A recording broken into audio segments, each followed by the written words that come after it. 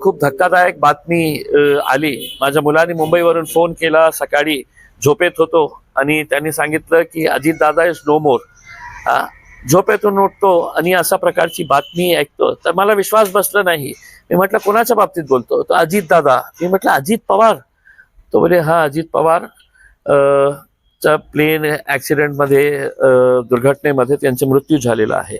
कोणाला विश्वास बसणार आहे? कोणालाही विश्वास बसू शकत नाही आहे. पण जेव्हा त्याची पुष्टी झाली तर आता आमच्याकडे काही शब्द राहिलेले नाही आहे. एका इतका उत्तम कार्यशील ॲडमिनिस्ट्रेटर मला असं वाटत नाही आहे की महाराष्ट्रामध्ये कोणी दुसरा असेल. अजित पवार साहेबांचं वैशिष्ट्य म्हणजे ते खूप एबल आणि एफिशियंट ॲडमिनिस्ट्रेटर होते आणि त्यांचे कट्टर विरोधक सुद्धा हे मान्य करतील. अंग्रेजीमध्ये आपण बोलतो ना वर्कहॉलिक. ज्या माणसाला फक्त काम करण्याची सवय होती, फक्त काम काम आणि काम.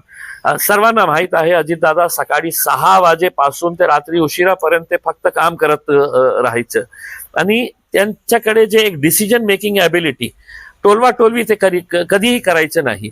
काम होणार असेल तर तुमच्या तोंडात ते सांगणार हो हा हे शक्य आहे, आणि नाही होणार असेल तर ते स्पष्टपणे हे बोलणारा माणूस होता की नाही हे काम शक्य नाही आहे, हे होणार नाही. आणि जेव्हा ते म्हटलं नाही होणार तर ते नाही होणार.